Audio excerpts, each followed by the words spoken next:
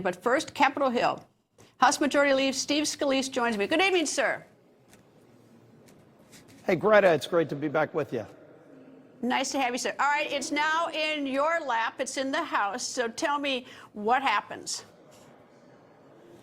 So the bill is right now in front of the House Rules Committee, and the members are going through it. We're going to bring the rule first to the floor tomorrow morning, and then we're going to finish up debate and then pass the bill to President Trump's desk tomorrow. So, you know, it's going to be a busy day tomorrow. It's been a busy last few months, but this bill's so important for families all across the country who are looking for the relief and the benefits that come from this one big, beautiful bill.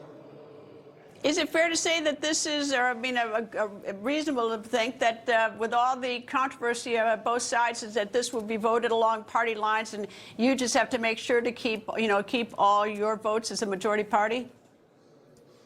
Right, Greta. And sadly, every Democrat from the beginning of this process walked away from trying to help those middle-class families because they just hate President Trump so much. They made it personal against President Trump.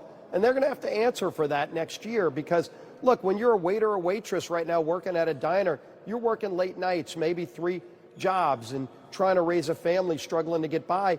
The no tax on tips provision is going to be a lifesaver to a lot of those families.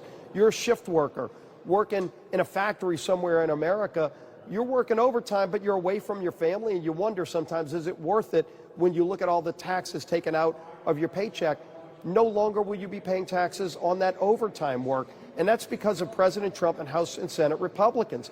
Not a single Democrat, House or Senate, voted for this bill because they don't care about those families who are struggling, but we do, and we're going to fix the problems that exist in our economy, lower inflation, lower interest rates, and help those families who are struggling. How many Republicans can you afford to lose in the vote? We can only lose 3. You know, it's been a very delicate balance from the beginning. You know, we got it out of the House without a vote to spare. It, as you just pointed out, got out of the Senate without a vote to spare. In fact, Vice President J.D. Vance had to break the tie. But that's just one of those things. We're in narrow majorities right now.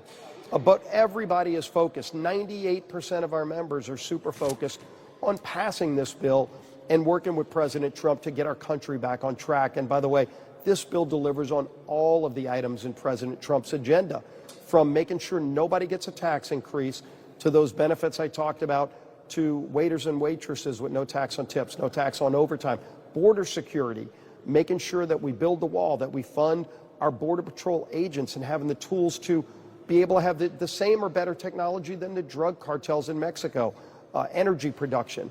Everywhere from the North Slope of Alaska to the Gulf of America, we're going to open up American energy. That lowers costs at the pumps for families who don't like paying so much under 4 years of Joe Biden's assault on American energy. All that is in this bill and a lot more. You say 98%, but I think you probably need close to 98% to get this passed in the House tomorrow, because it's not the identical bill that you sent over to the Senate. The Senate has done some changes to it. The Freedom Caucus are very conservative. How do you get them to make sure they're on board with what you want, in light of the fact that the debt ceiling is going to be raised by this, which gives, of course, the government more opportunity to spend, which is something that the Freedom Caucus has been very upset about for a number of years? Yeah, and you know, this was brought up in the House because we also had that provision in the original House version, just not at the same level. But one of the things a lot of our members wanted to do is not let Chuck Schumer be able to extract leverage on a debt ceiling negotiation. Because, Greta, if this bill was not in this one big beautiful bill in reconciliation, it would be a standalone bill that would require Chuck Schumer and Senate Democrats to be a part of that negotiation. They would require hundreds of billions in new spending in Washington in order to deal with the debt ceiling.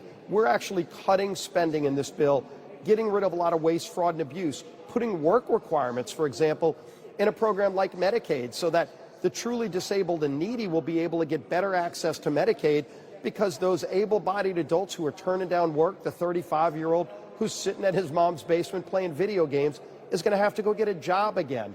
Those are going to be good things for the economy, but it's also something that helps reduce waste, fraud, and abuse and saves hundreds of billions of dollars in those programs.